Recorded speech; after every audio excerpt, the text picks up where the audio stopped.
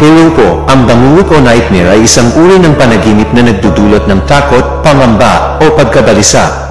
Parman buwelva po uli, mga emosyonal na dahilan. Una, stress at pagkabalisa, mga problema sa trabaho, relasyon, o pinansyal. Pangalawa, mga takot sa hinaharap o mga pangamba sa kasalukuyan. Pangatlo, mga karanasan ng trauma o pang-aabuso. Ika-apat, depresyon o kalungkutan, pagkabalisa o pagkawala ng interes. Ika-lima, anxiety o pagkabalisa, pag-aalala o takot. Mga medikal na dahilan. Una, sakit sa utak tulad ng migraine, sakit sa ulo o Parkinson's disease. Pangalawa, sakit sa puso, angina, heart failure o hypertension. Pangatlo, sakit sa baga, asthma, COPD o pneumonia. Ika-apat, mga sakit sa kanser at mga epekto ng chemoterapiya. Ika-lima, mga problema sa pagtulog tulad ng insomnia. Mga psikolohikal na dahilan. Una, mga takot sa seguridad o estabilidad. Pangalawa, mga takot sa pagkawala ng kontrol.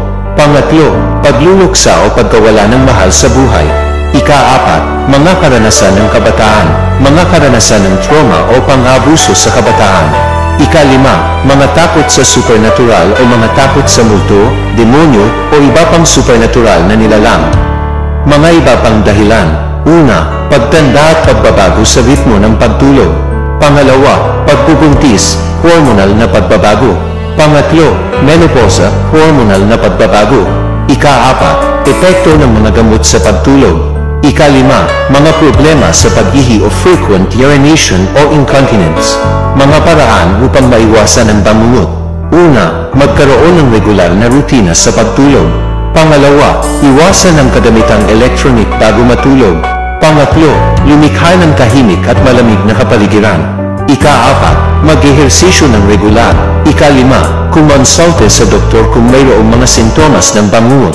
Ika-anim, mag-practice ng mga teknik sa pagpapakalma tulad ng meditasyon o deep breathing. Ika-pito, magkaroon ng mga aktibidad na nagbibigay ng kasiyahan at kaligayahan. Ika-walo, huwag kalimutang manalangin bago matulog. Ingat po palagi. God bless po.